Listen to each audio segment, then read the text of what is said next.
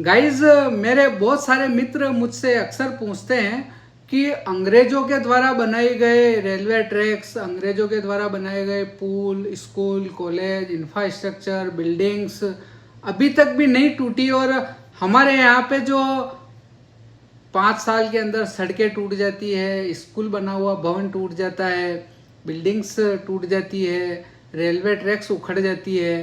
तो क्या कारण है कि अंग्रेजों के द्वारा बनाई हुई जो चीज़ें हैं वो अभी तक भी चल रही है और हमारे यहाँ पे जो उसके बाद में जो निर्माण होते हैं वो 2 साल, 4 साल, 5 साल में टूट जाते हैं। तो मित्रों, मुझे जो चीज़ समझ में आई वो ये थी कि अंग्रेज इंडिया के अंदर 300 से 400 साल तक रूल करने के टारगेट के हिसाब से आए थे।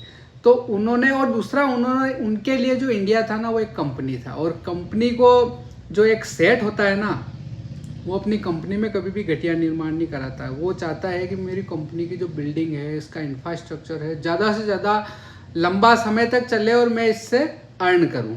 और वही सोच उनकी थी। तो उन्होंने उनके जो जितने भी निर्माण थे, जितने भी उनके इंफ्रास्ट्रक्चर डेवलप हुए, वो बहुत लॉन्ग टर्म के हिसाब से उन्होंने डेवलप किए क्योंकि उनको इससे कमाना था।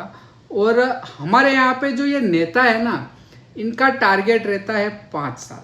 5 साल के बाद में चुनाव होते हैं और उसके बाद में क्या होगा ये उनको भी पता नहीं होता है। तो वो देखते हैं कि 5 साल तक चल जाए तो कम से कम मुझे जवाब नहीं देना पड़े।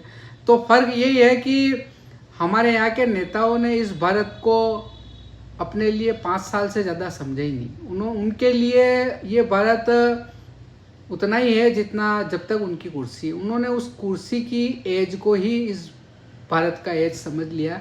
और वो फिर क्या, ये साइकिल घूमता रहता है। उसके बाद में जो दूसरा आता है वो भी 5 साल का टारगेट लेके चलता है।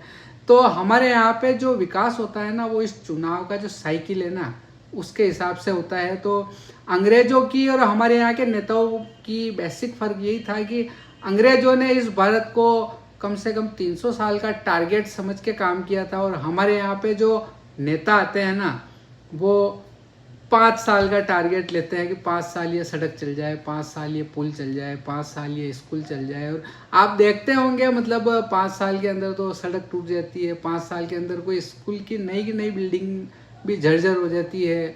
सरकारी बिल्डिंग्स तो आप जहाँ जाओ वहाँ देखते ही होंगे। तो बेसिक फ़र्क ये है कि अंग्रेज़ों का इंफ्रास्ट्रक्चर एज ए कंपनी था, उन्होंने बहुत लॉन्ग टर्म पे यहाँ पे रूल करने के हिसाब से इंफ्रास्ट्रक्चर डेवलप किया क्योंकि उनको यहाँ से अर्न करना था। तो अर्न के साथ में जहाँ पे कमाई होती है ना, वहाँ पे विकास होता है। तो बेसिक फ़र्क ये था कि हमारे